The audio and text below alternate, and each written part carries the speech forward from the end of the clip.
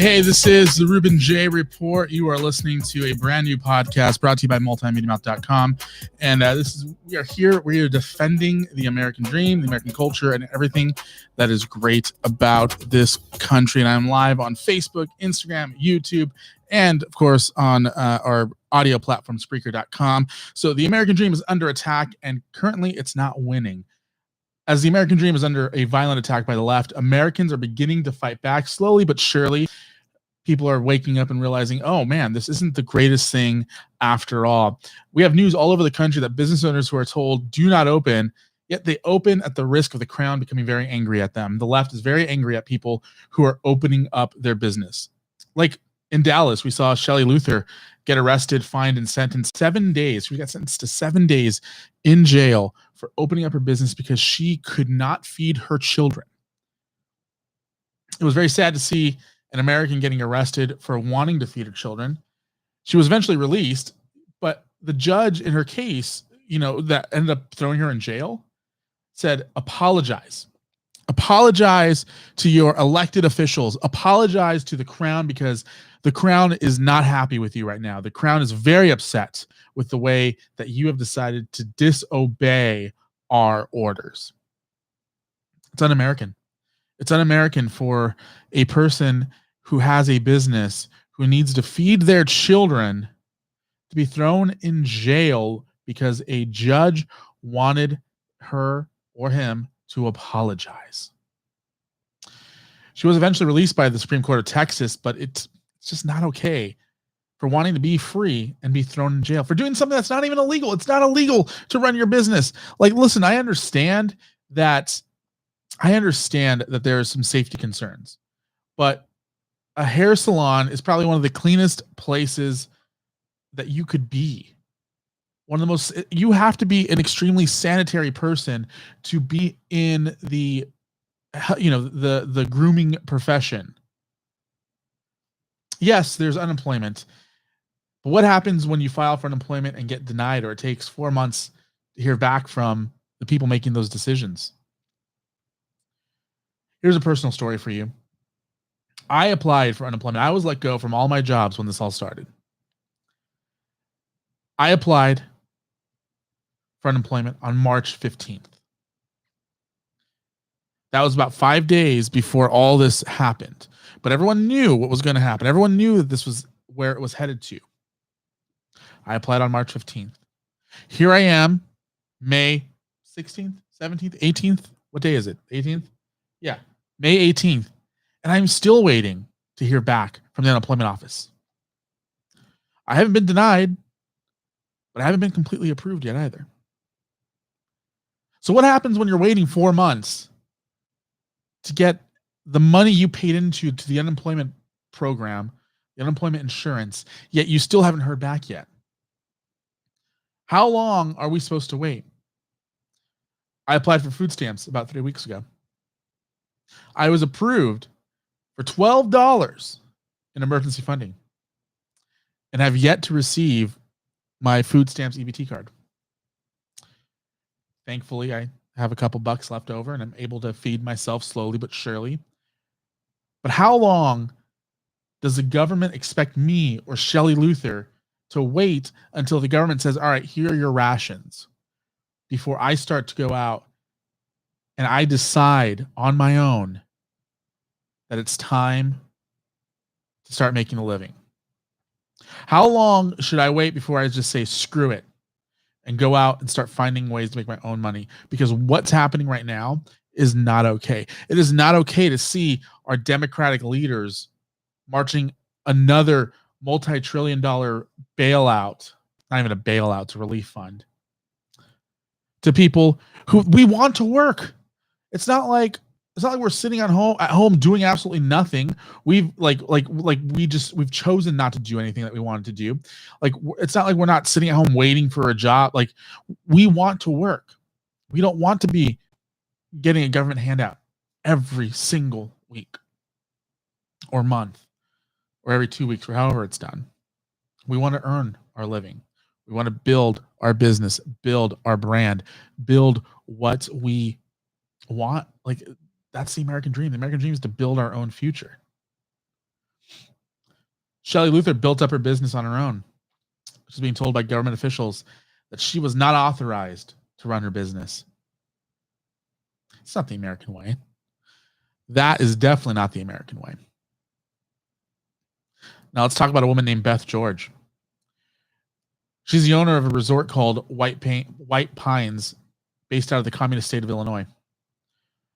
Beth was basically, she was forced to close her business like everybody else. 15 days to stop the cure. And after 4 months, Beth begins to think about, okay, maybe we can start reopening soon. Well, the state finally releases the regulations in order for a business like White Pines to open up. And under those regulations, under the government approved regulations to be able to open up her business, she did the math and realized there is no fiscally responsible way I can do this. There is no way where I can operate under the state mandated requirements and be able to stay open.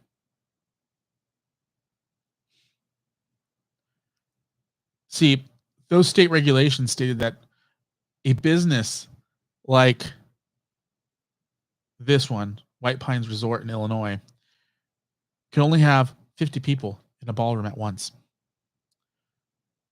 The business that she's in is a volume business where you want to have big parties. She specialized in weddings that book a couple hundred guests at a time.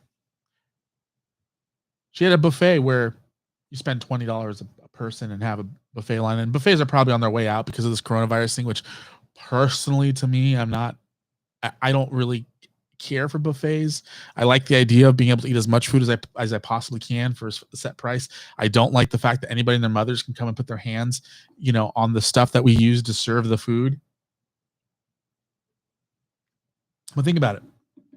If you charge $20 a person now, or you can have a couple hundred people at a time coming in, if you're only allowed to have 50 people at that point, you're going to have to double or triple your prices just to break even.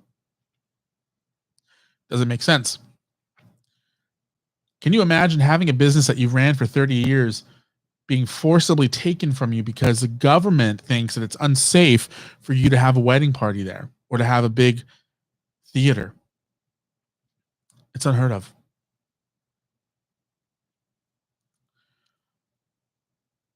There was no way on earth that Beth George could run her business under the regulations that the state of Illinois had approved. Okay. Well, how long, is it just a couple of weeks that she would have to run under these regulations? How long would these regulations have to run and be in place? And how long would she have to be at this maximum capacity of 50 people? Well, the state of Illinois says until there's a vaccine developed and available and readily available. Vaccine that, while the ones that are currently being developed have seen good results and have seen promising results, could still take 18 months or more to be fully developed and approved. If it even gets fully approved, even if there's a vaccine that is able to fight off the virus the way we need it to be able to be effective, there may never be a vaccine. Beth George is supposed to run at 50 people where she's used to having hundreds of people to break even until there's a vaccine developed. It's not possible.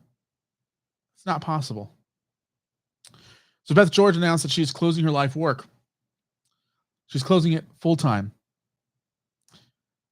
She is filing for bankruptcy. And it's all because the dictator in charge is not letting people take the risk in their own hands. America is all about taking risks. We do that every day. I choose to get in my car and drive to work, even though the automobile fatalities are through the roof. I choose to go eat at a buffet, even though it's probably one of the grossest things in the world to do. I choose, well, I don't choose, but people out there choose to go out to bars and, hook up with random strangers And some of them decide to use protection, some of them don't. We literally do this every single day and have been doing it for years. But all of a sudden, the American people shouldn't be making that decision anymore. The American people are smart enough to decide if they should have a wedding of 300 people or keep it to a smaller number. Maybe. I mean, all in all, Beth George, she could theoretically just file for bankruptcy and force the women who have paid deposits to have their weddings at her resort fight with anyone else that she might have, owe money to. What Beth decided to do, which is the smart and nice thing to do, is she decided, you know what, I'm going to have a going out of business sale. I'm going to sell all the stuff in the gift shop. And what I'm going to do with this money is I'm going to take this money and I'm going to hopefully make enough money to pay it back to the women who paid a deposit. Yet, as the sale was going down, she announced that her local police department shut down her going out of sale business so that she could help pay back the women who paid her for a deposit for a wedding at her resort that they're not going to be able to have. She states in a Facebook post that people were being responsible. They were wearing masks. They were socially distancing, but she was still shut down. How in the hell is it okay for Walmart, a business that could probably close their doors for the rest of the year and on, pay all their staff and their rent, and still make more money than God, be able to operate with hundreds of people inside their store, but Beth George having maybe a couple dozen people in her store is dangerous? It doesn't make any sense. Her American dream is under attack, and unfortunately, she lost. If what's going on right now hasn't crossed the line for you, I don't know what will. America, you need to wake up. My friend said today on a Facebook post that the free trial on socialism has ended. And if you don't cancel it now, it's here to stay. And for those of you who are too stupid to understand what I'm saying, I'm not saying that we should all just go out to the street and start licking the ground after people spit on it. And I'm not saying that we should go into a local bar and fit 200 people into a room that's only designed for 75. What I am saying is open up America and let people work. Let Americans do their thing. Make America great again is really what I'm saying. Just because one Karen thinks it's too dangerous for another Karen to go and dine in somewhere doesn't mean you force all Karens to just do takeout. Here in Los Angeles, we have a shit for brain mayor named Eric Garcetti. Garcetti announced last week that the beaches are open, but you weren't allowed on the dry sand. The sand that's literally everywhere, but you could go on the wet sand. You can stand on the wet sand. You can go sit in the wet sand, but God forbid you step foot on the dry sand. It's people like Garcetti that we need to point to when others ask, hey, so what's the plan? There's no plan in place to reopen. We got to remind people that government does not do plans very well. In fact, the government is the person who tells you, hey, go to the beach, but you can't stand on the dry sand. You can only stand on the wet sand.